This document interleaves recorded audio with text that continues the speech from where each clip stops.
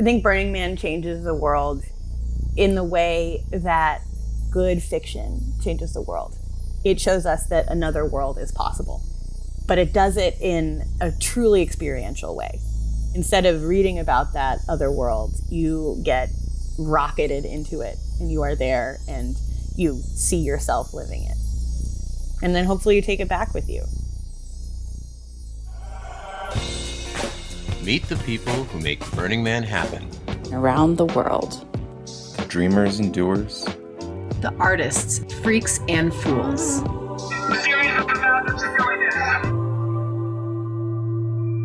Burning Man Live. Hello to all my invisible friends out there in Listenerlandia. This is Burning Man Live, and I'm Stuart Mangrum. And yes, this episode is about going to Burning Man without going to Burning Man. Yeah, I know. And to further complicate this seeming conundrum, we actually recorded some of these interviews at Burning Man in Black Rock City earlier this year. I know, right? It doesn't make sense, and at the same time, maybe it just kind of does. Kbot and I talked to the organizers of 3 Burning Man theme camps whose communities extend way off the playa that have branched out into the world in some very interesting ways. First, there's New York Dangerous. I just love saying that, New York Dangerous, whose organizers have formed a nonprofit called the House of Good Deeds, bringing their on-playa spirit of gifting to communities in need by operating a resource rescue operation that collects and regifts tons of good stuff every month in places like New York's Alphabet City. Then there's the crew of Jaguara, a mutant vehicle that's a lot more than a rolling dance party. It's also a traveling education platform for environmental justice and rainforest preservation. And filling out our triptych of camps whose generous spirit cannot be bounded by the Black Rock Desert, Kbot spoke with Zoe of Camp Starbarf, who took the year off from Black Rock City this year to focus on political activism and forming a punk rock band with an even better name than Starbarf. We're going to kick it off with Leon and Patrizia of New York Dangerous.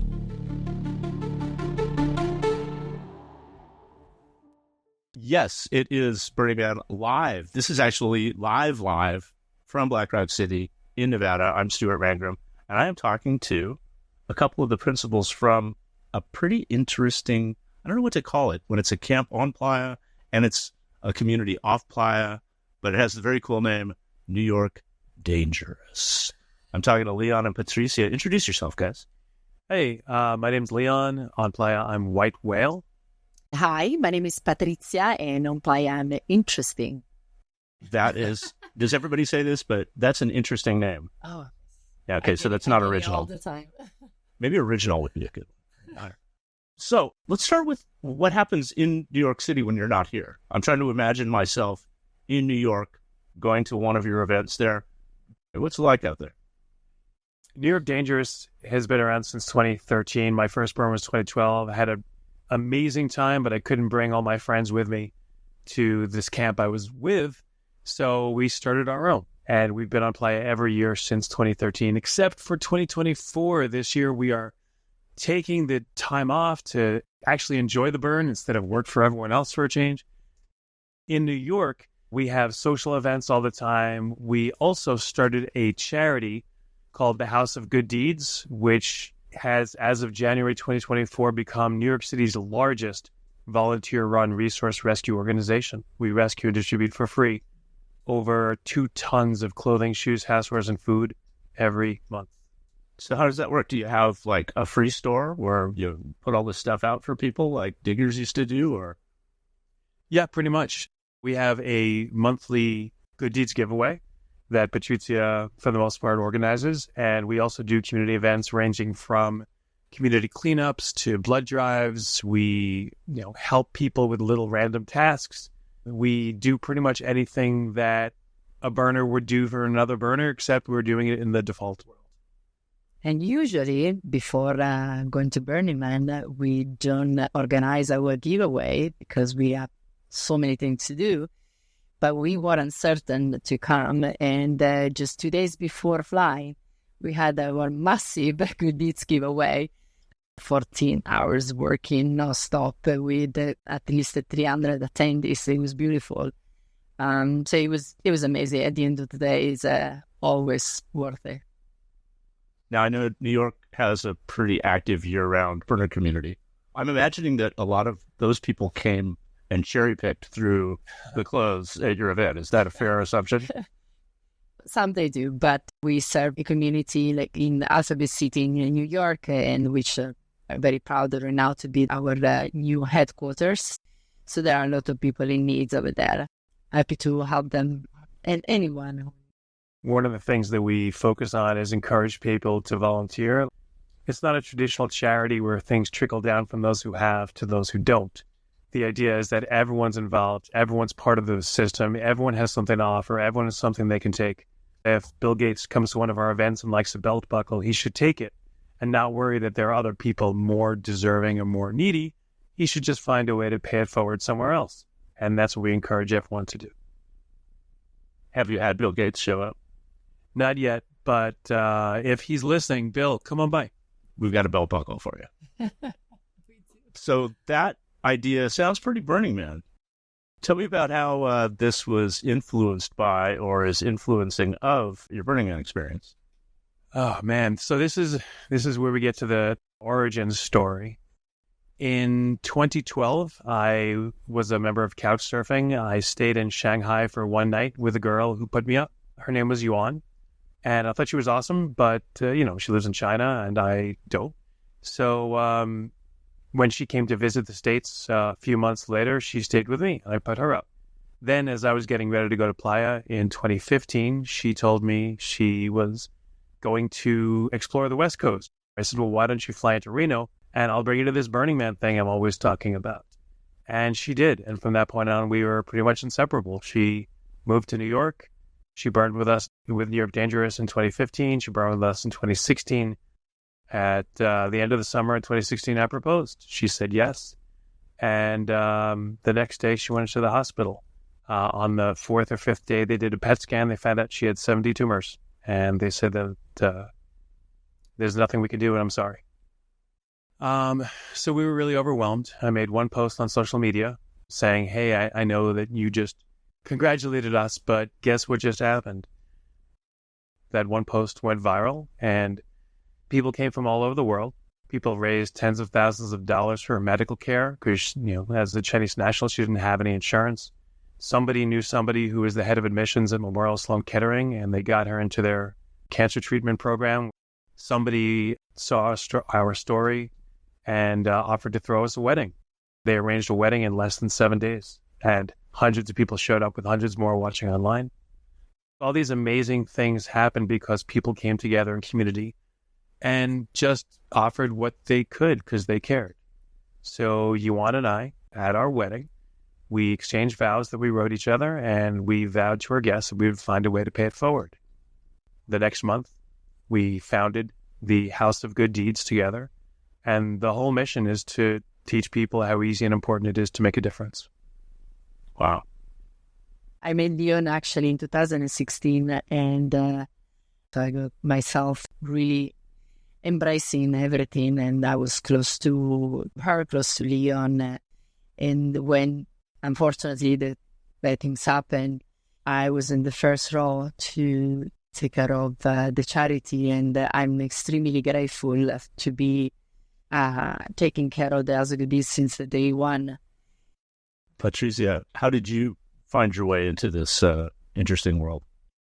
I'm from Italy, and you can understand from my accent. And since when I was young, I always wanted to volunteer for a charity and give all the help possible. But I didn't trust charities. It just so happened that actually I'm part of an amazing organization that we are building day by day. We still started our community giveaway every 4 months. And then now we're doing like a massive giveaway every month because we get donated anything, housewear, shoes, accessories, clothing, and everything. So it's wonderful. It sounds like a very complicated interplay between the year-round New York work and the Burning Man work. I don't know, is there a chicken and an egg? Are you a New York community that manifests in Burning Man, or you think of yourself more as a Burning Man community that manifests back home? Because Burning Man was very important to us, we decided to model the House of Good Deeds on the 10 principles of Burning Man. The concept of the House of Good Deeds is altruism. And in some way, the concept of altruism is what ties all the principles together. Obviously, the 11th principle is consent, or, a lot of people have an idea of what it is or what it means, what it should be. Sense of humor. Exactly. Well, Yeah. most people, but of course that's subjective. But the idea of altruism really ties it together, basically wanting to make the world better and working together to make that happen. And you see that all in the 10 principles. Yeah. Burning Man, obviously anyone who's been to a burn knows how different it is from the obvious is Coachella, but like any other festival, that's why burners don't like to call it a festival, because it has underpinnings of responsibility, whether it's, gifting, decommodification, things that you don't find at traditional festivals. A lot of the same people go to both, but when you're at a burn, whether regional or big burn, you know it. You're really living the principles. And what Yuan and I tried to do was bring that magic, bring that sense of responsibility, not just enjoyment, but like being part of a community home to New York. And since we already had our camp, it was easy to kind of require, for example, in order to camp with New York Dangerous now, you need to attend 3 events before you can find a camp member to sponsor you. And one of those events must be a volunteer event with the House of Good Deeds. So we want to see not just how much people want to go to Burning Man with us, we want to see how well people can work together as part of a team and how much people actually care about community rather than just themselves. That's interesting. I know a lot of camps, particularly over the long run, struggle with the acculturation issue, right? And how you bring in new people and make room for them and still maintain the integrity of the camp. And that sounds like a good way to go about it. It doesn't always work, though, right? You still have to deal with camp drama occasionally. Challenging. I heard one time a mature man say that he never had problems, he had puzzles. I love that. I just had to find the right puzzles and put people together and make sure that everybody get to know everybody and the possibility to do that. And it's my gift to, family that we create. Our camp is very diverse. It's a community gathering. That's a big part of what we do. And we also build families. So what's ahead for y'all? Well, the House of Good Deeds just signed a 5-year lease in Alphabet City, as Patrizia mentioned. We're going to be growing even bigger. Unfortunately, a lot of funding has dried up. A lot of community fridges are closing down. And it's an amazing community, but it's getting harder for organizations that don't sell things. And we are committed to decommodification. So we're the only organization in New York that does what we do with our own vehicles. We don't charge anything for the people who donate things. We don't charge anything for people who come take things. We're committed to getting as much support from the community as we can, just as volunteers. If you have time, give time. If you have money, give money. If you have energy, give energy. If you have skills, give skills. We want to grow the House of Good Deeds globally. We have people in 19 different cities around the world that have expressed interest in starting the House of Good Deeds. We just need to make sure it's workable and solid before we expand, but we're getting really, really close to that. So I'm kind of excited. Also, as I mentioned, New York Dangerous is taking this year off, but we'll be back in 2025 with a lot of new ideas and a lot of new enthusiasm, and hopefully we'll be fully recharged and be ready to rock it in 2025. Yeah, this is the year for a lot of people to be taking a breather and maybe coming back stronger next time, right? One of the things New York Dangerous is kind of well known for in New York is sort of like being an entry to Burning Man camp. We do a lot of acculturation. We do a lot of community events. Like I said, we kind of focus on families. So we want people to get to know each other and understand that it's not just a place. It's a whole immersive experience. And a lot of people aren't really prepared for the mental strain and the lack of comfortable touchstones. Like they can't just close their door, go to their favorite local bar. They can't like enjoy the air conditioning inside of a door. They can't call up their friend. It's a different experience and people don't necessarily know what to expect. So we try to acculturate people all the time. So the reason I keep coming back I really love melting people's brains the way that my brains were melted. I think it's really kind of exciting just to bring people in and give them the same awe at seeing Esplanade at sundown the way I did. It's so hard to describe Burning Man until you get thrown in the water with a life jacket on. You won't really know how a life jacket works. Getting thrown into the playa was like such a mind-altering experience. And it had nothing to do with drugs. It had nothing to do with substances. It just, for me, like, that's not a part of my life. Just being on playa and experiencing it made me want to come home and tell everyone. So I did. This is such an incredible series of experiences between the people that you meet and the mindset. This is like a blank slate, and it's like a sandbox for life. You can try anything, you can do anything, no judgment. Obviously, there's hiccups in every journey, but for the most part, this was a place unlike any I had ever seen before. That's why I keep coming back. Any last thoughts for your friends who aren't lucky enough to be here in Black Rock City, who are trapped back in New York City? Start to learn about them principle and be part of the community. Yeah, and if you are interested in volunteering with or learning more about the House of Good Deeds, we have a website, houseofgooddeeds.org. You could also find us on Instagram and Facebook at The House of Good Deeds. If you have any ideas, if you want to volunteer, if you have stuff to donate, if you just want to learn more about the community, we'd love to hear from you. We're amazing, and so are you. And if you want to get some of your local burner friends and start a chapter of House of Good Deeds in your city, it sounds like franchise opportunities are available. Get in now, one low price of $0.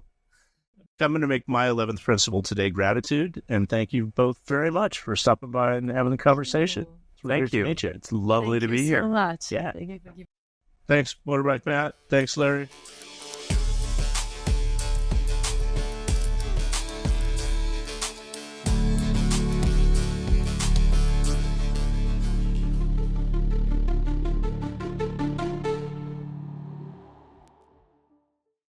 Hi, Stuart. Hi, Stuart. Hi, kbot.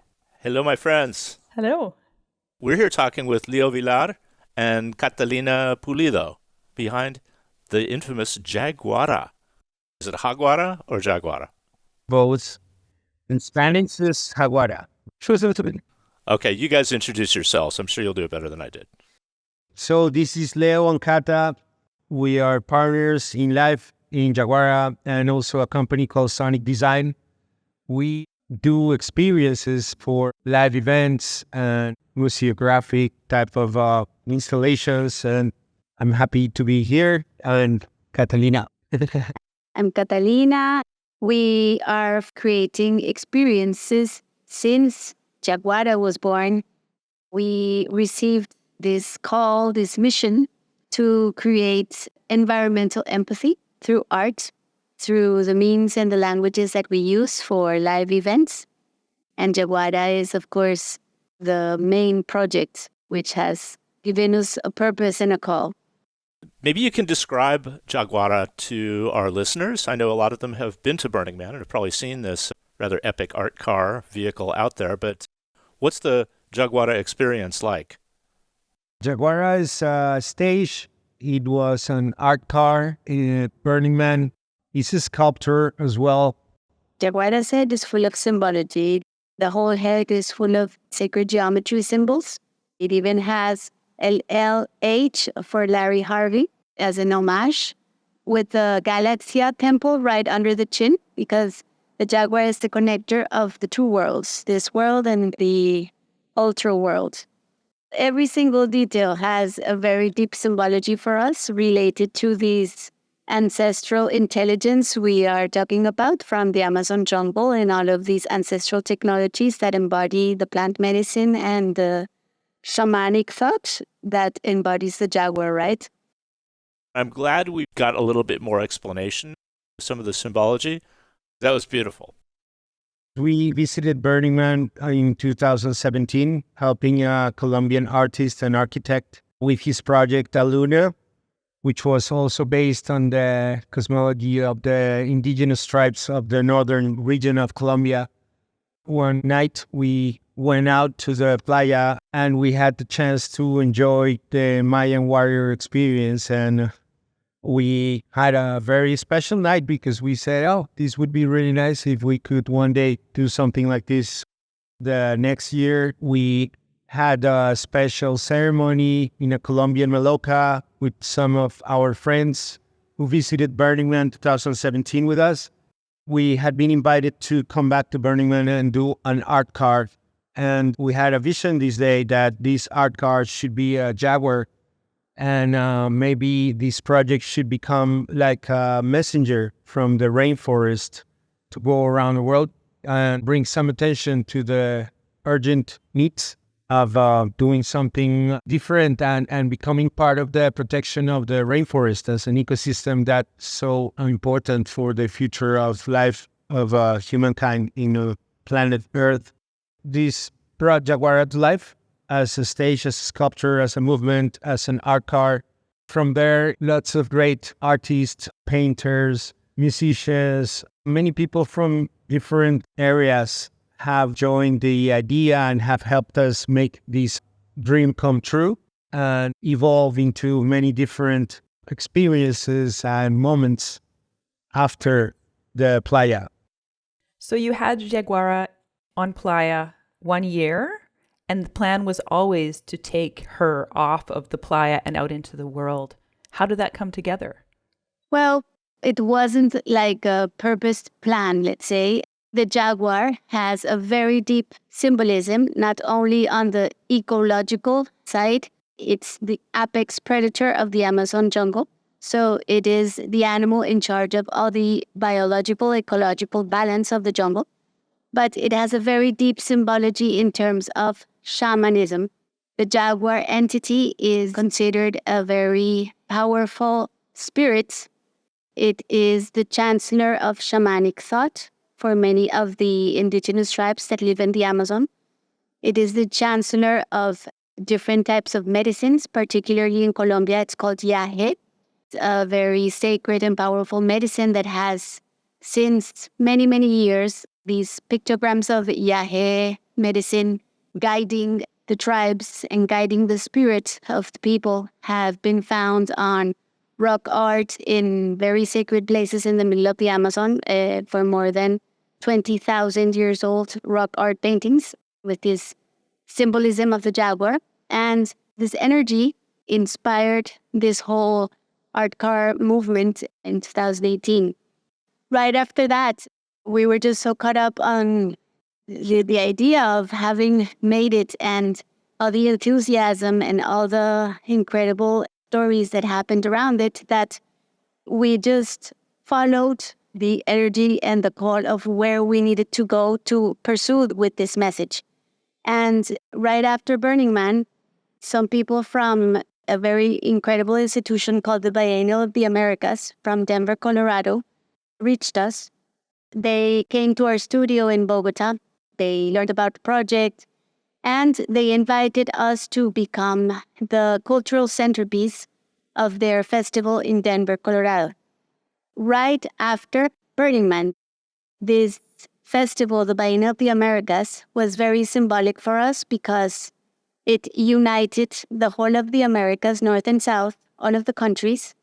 It brought together political institutions, private enterprise, cultural entities, all of the different aspects of society came together from all of these countries.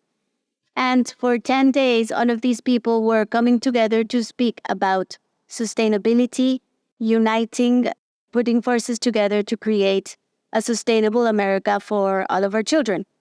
And Jaguara was to be there as a cultural centerpiece, taking this message in these new languages. So it wasn't even a choice of saying we should be doing this or that. It was just a call of where we needed to spread the message. Denver, Colorado was also important for us because this is where most of the legislation regarding plant medicine and the rights of nature have evolved in the first place. And this is part of the core message and core reason why we are taking Jaguara to many places to talk to many, many different audiences.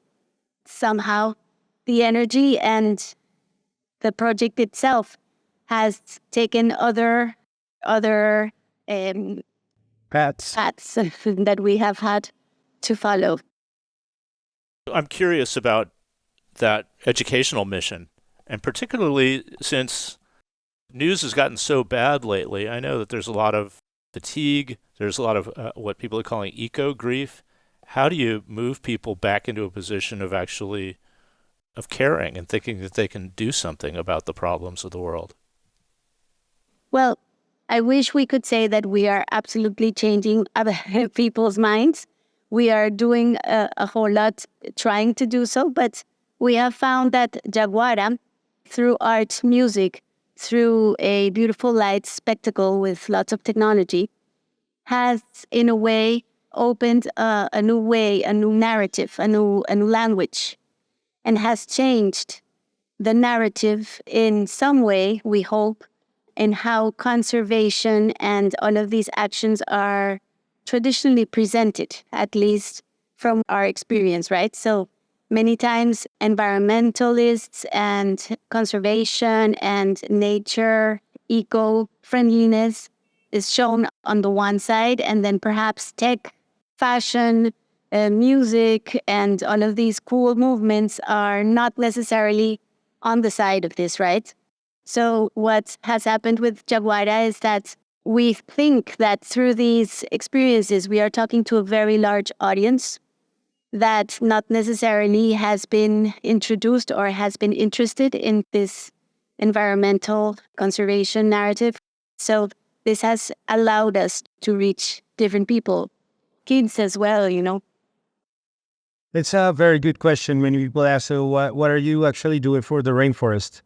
One really nice example, after we came to Denver and we're there with all the people driving the Biennial of the Americas from Colorado, Warren Buffett came to Colombia to do one of the biggest donations for the conservation of Chiribiquete, the area that we are talking about all the time, where all this rock art from the Amazon comes from. And I don't know, we have a hope that maybe he learned about Chiribiquete through our visit to Denver and our conversation there. But it's fascinating that for some particular reason, Jaguara creates like a really special vibe anywhere she goes. And it's very special for us to see how lots of people working around indigenous cultures and biodiversity and ancestral consciousness, they find it fascinating to be able to come on top of this big jaguar and give a speech, share some words, and see how people react. And it's like a very special platform to grab lots of people's attention. And I myself, I didn't know I was born in this land of jaguars and shamans until later in my life, where I learned all this big symbology of this cat and how meaningful it is for like a very wide spectrum. So I don't know, it's fun. We try to teach lots of Colombian kids also that they come from this land of the jaguar. So how did Jaguara voyage back to Colombia? What was that like? After Denver, we were in the middle of very interesting conversations with different people around the world. At the time, I remember we were exploring possibilities for the Tokyo Olympics and for Glastonbury Green Festival. They wanted to open this whole new, really sustainable area. They were thinking of Jaguara. And Argentina for the Patagonia Festival. We went in talks with the Burning Man organization. There were so many things we were actually exploring at the time, and then pandemics came. We managed to have Jaguara come back to Colombia because we were actually hoping to have Jaguara for some time home to actually improve many of the structural aspects of it so that it could become more tour friendly. It had been quite a miracle and so hard to have her work on playa. And then suddenly pandemics came and Jaguara was stuck here in Colombia with us. We were all stuck, of course. And then something really beautiful happened. We are living outside Bogota, right next to a very unique amusement park in Colombia. Let's say this is our very local and traditionally Colombian Disney version called Parque Jaime Duque. And it was created by a very crazy pilot 40 years ago. At that time, not many people from Colombia could travel the world. So he decided to create this park so that all Colombians could see the marvels of the world and discover the country. And so he created this whole beautiful amusement park, which has migrated towards ecological park with many natural reserves, a specialized zoo, but only for animals rescued from traffic, and they are the ones conserving the condor in Colombia. I mean, they have really, really beautiful projects. They were shut down because of pandemics. We were shut down too because there was no events whatsoever. So we just asked them to let us work. So we were working for several months with doors closed, just trying to see what we could do with this park. And I actually remember we had Jaguara there, and I was telling Leo, this is the closest I've ever seen to Burning Man, because it was like, no, it was just this type of Burning Man feeling, very in a way. So we just created this whole experience, actually, and it's opened up on the November 28th, 2020. This is the International Day of the Jaguar that we have been celebrating ever since. And this has been declared by UNESCO, so to give importance to the ecological role of this species. We called upon all of our friends because we were really, really at the end of our everything, energy, deposits, earnings, savings, everything. And so we opened this experience with Jaguara there. We took everything in the park that was not being used since 40 years, basically, all the old merry-go-round things that were thrown everywhere, and we created this outdoor theater out of recycled stuff. This was the first place that was allowed to operate because it was open air and it was a park. We opened with the Day of the Jaguar. All of our friends helping. Nobody had money. No artists had work for many, many months. So everybody just came out to help, very much in the spirit. We started operating this experience every weekend for almost 2 years. And Jaguara was the main piece. Jaguara was the main stage of this whole new area we created in this park. 85 shows with all local artists. And of course, it was almost free. The park paid us just very symbolic. Yeah, it was beautiful. It was beautiful. Whole families. Kids from Colombia coming to experience the whole message, music, art. It was special. There was the grandfather and a little kid, 5 years old, dancing together to some electronic Latin music on top of a Jaguar. That was the playground during COVID times for us. That's lovely. Hey, and what's the installation you're working on right now? It's for the COP16 conference that will come to Cali. We have the Jaguar stage to host some great performances and talks about biodiversity and conservation. Then we have a 25-meter dome. We're building a very beautiful story going through all the Colombian biodiversity and landscapes, visiting very special sacred areas, starting in the Amazon and going up north to the Sierra Nevada.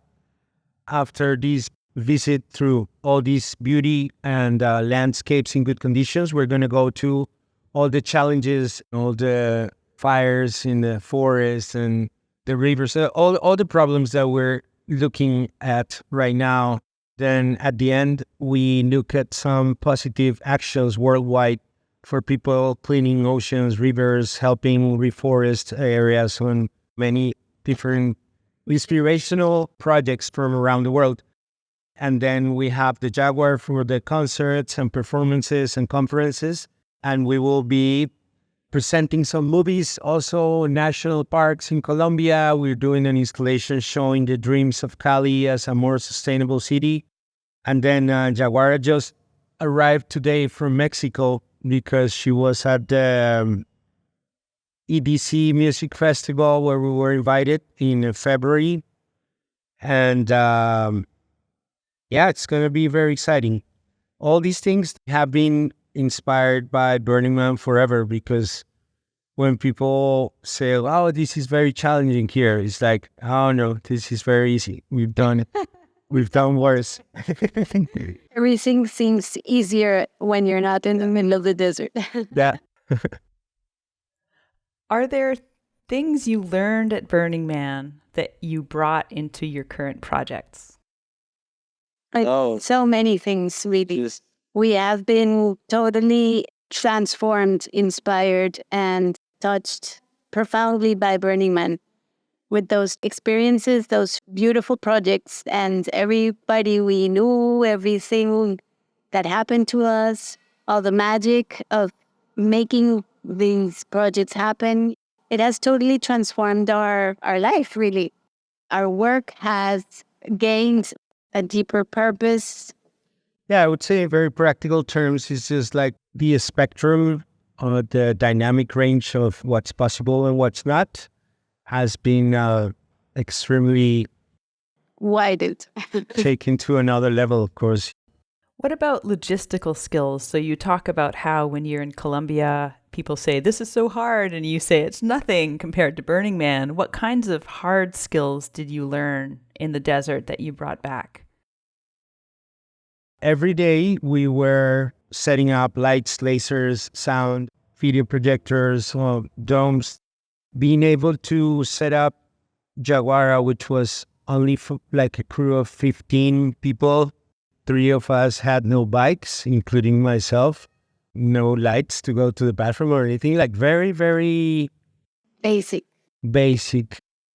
We just don't know how we were able to pull it out in 2018 and make it move, and got all the tools, and it worked, and it looked beautiful too, because not only it worked, it's very magic. But then, more than these logistical skills and like a release of any fear, it's just incredible that an art card changed our daily life. There is not one day in our house that we're not talking or discussing about this or talking to a friend. All the crew around is being so positively affected by this experience at the playa. It's just in so many levels that I would not even say we learned things. We just learned new ways of life or many levels. Do you think there's a chance you might bring it back in years to come? We definitely wish. Yeah. We would love to. Burning Man is, we hope we will make it. I don't know when exactly. We are always telling, we have 2 kids, 9 and 11. And of course, Yeah. they live this whole situation with us all the time because they're traveling with us, helping us work. You know, they're totally part of our team. Circus. And so, of course, they dream of coming with us to Burning Man to bring Jaguara again, and we wish we will make it. We had the fortune these last months to get in touch with some people from Burning Man and the community, and Chris and Martin from Burning Man Without Borders, and Chris and Martin. this whole energy is becoming very present again. We were happy to tell the story on what's been going on with us.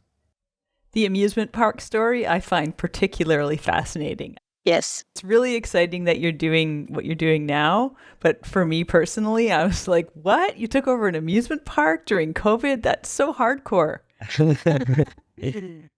Thank you so much. Thank you so much for this space. We are honored. Yeah, thank you too. Best of luck with this installation and wherever else the road takes you and Jaguara. Thank you, Leo. Thank you, Catalina. Bye. Bye.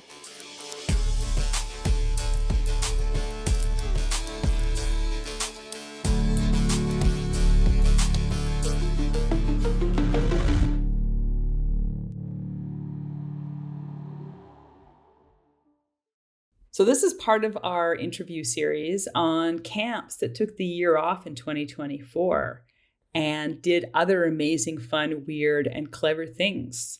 Because, you know, when you don't go to Burning Man, life doesn't stop. So we're here with Zoe, and your playa name is Jeff. Is that correct? Yes, JEFF, none of that GEO bullshit. And tell me about your camp. We are called Star Barf. We are all Star Barf. We've done all kinds of things. We're basically just a collection of friends who love making weird art and doing weird things. In 2023, we went as the Playa pool party.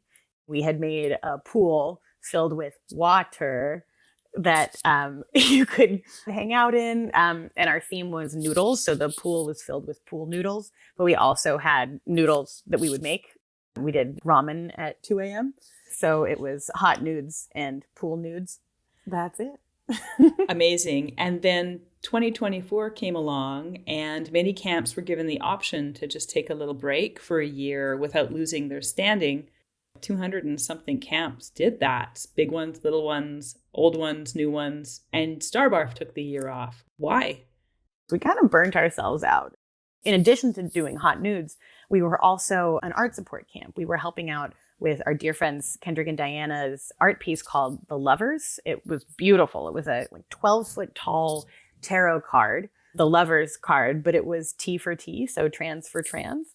And the figures in the Lovers card were both trans. And they were based on classic works of art, Venus on the half shell and the David holding a little rock. But the card itself was multiple panels that when looked at straight on looked like a flat plane, but sideways was a lot, going back and back and back. And that was serious building.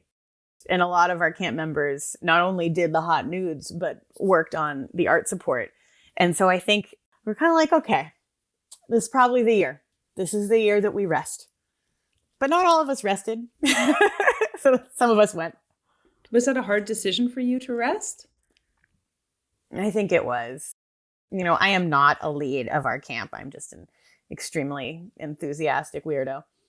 So I think it was tough for a lot of people not to go. And those of us that did go kind of found each other on Playa. So that was really cool. We called it our study abroad, all the camps we ended up in. So we love our host families. So I'm a ranger and some other of us are rangers and they camped in. So that was interesting. Oh, no, sorry. They were at Tokyo. It was cool to see how the rangers do it. I've, always camped with friends and not the rangers. So that was an interesting thing to see. Other people were walk-in camping. It just forced us to have a wider view of the playa just by virtue of trying to find each other. And then you took on new and exciting projects during your year off as well, because even though you were in Black Rock City, there's all the hours and hours of planning and prep that you suddenly don't have to do when you're not in a camp. What did you all get up to? We got up to a lot. We have a political organizing arm of Starbarf, initially called Starbarf Unites, which then became 30 Friends Organizing. In 2020, we did a lot of GOTV work. What is GOTV? Get out the vote.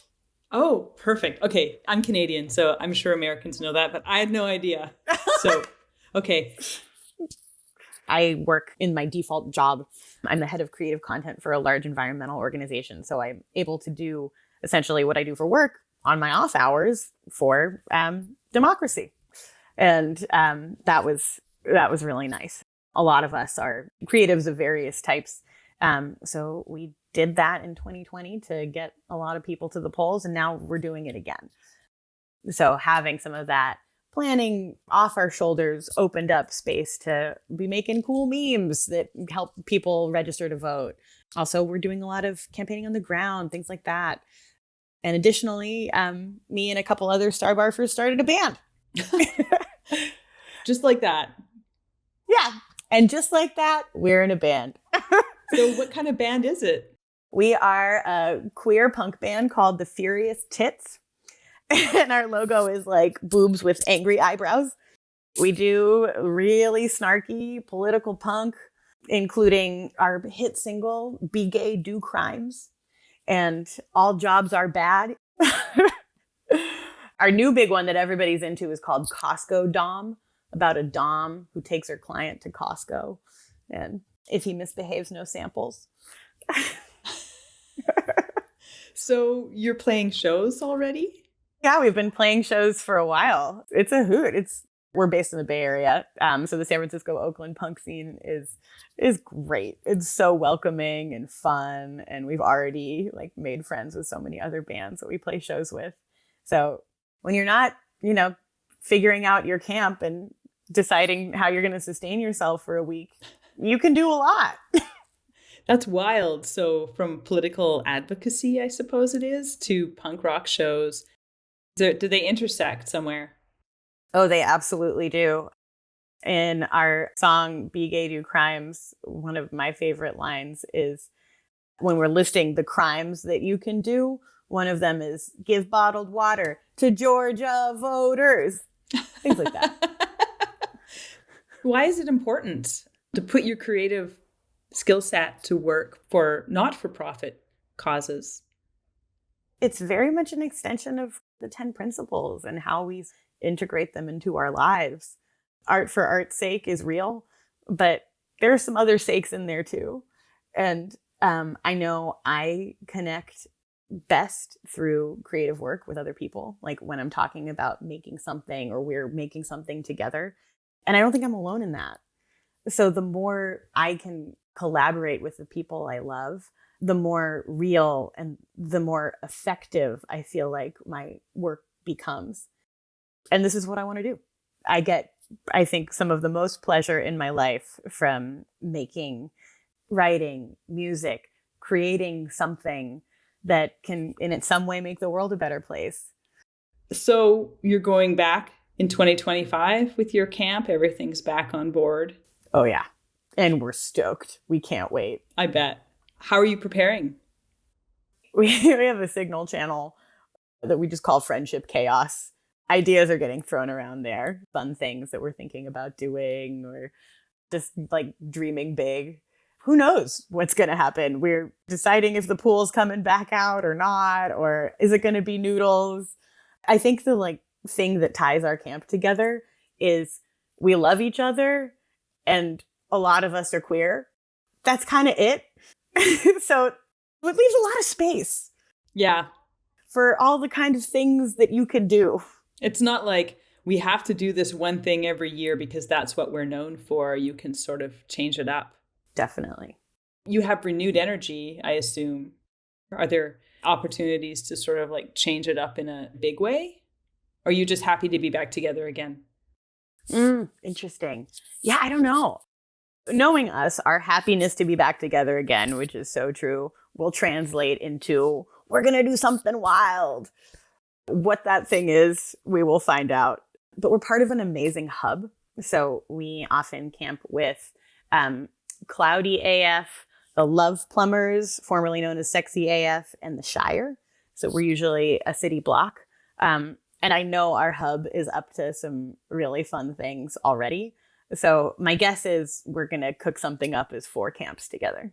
But we'll see. Crazy. Okay, one last question. Actually, 2 last questions. Last question is, what have you learned from your year off doing advocacy and starting a band? How did that all come together for you? I have learned that you will always be disappointed in the amount that you can accomplish in a single day, but shocked by the amount that you can accomplish in a year. That's my big takeaway. I just have never been more grateful for my friends and more proud of them and the skills that they bring and the things that they can do. Like with the political advocacy, I can just send out a text to 4 designers and one of them is working on a GeoTV ad within 20 minutes. And these are some of the closest people in my life. A lot of us have had kids. So seeing how things have moved with the friends who now have kids and their kids are part of the FEN group and what that looks like. And instead of going to a long rave over a weekend, we're doing family camp. That's been really amazing. And I think creating the space for the kids and seeing how easily we can adapt helped me see how easily we could adapt our skills for something else, like the band for the political organizing. And we actually can. Is there anything we haven't said that you really want to say and share with the Burning Man universe? Yeah, actually there is. So our band, the Furious Tits, we take orders for songs. So if you think to yourself, man, I really need a punk song about X, you can contact us and we will write it. Some of our best songs are actually orders filled.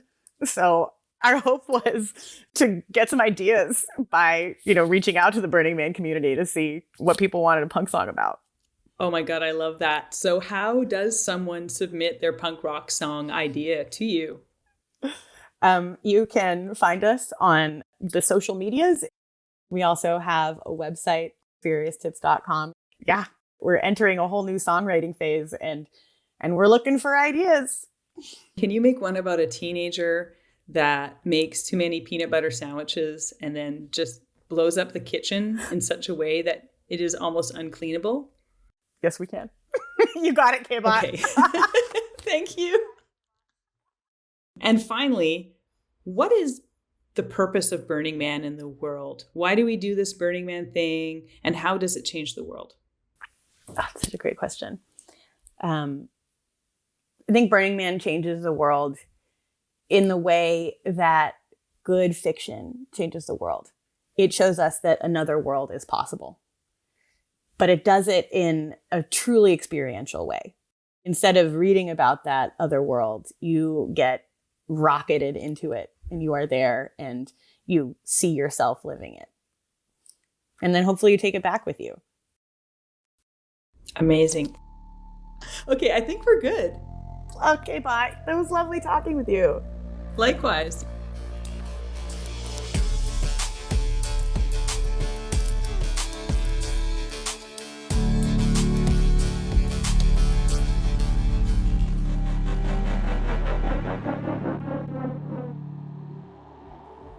Okay, that's all we've got for this episode. Thanks for listening.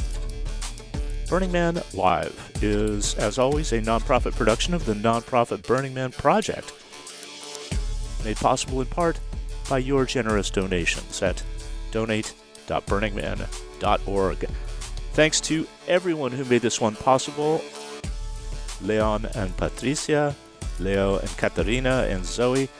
Thanks to Motorbike Matt and the Burning Man webcast team for sharing their recording container out in the dust. And big appreciations to the Burning Man Live production team, Vav Michael Vav, kbot Action Girl Allie, and DJ Toil. And as always, thanks Larry.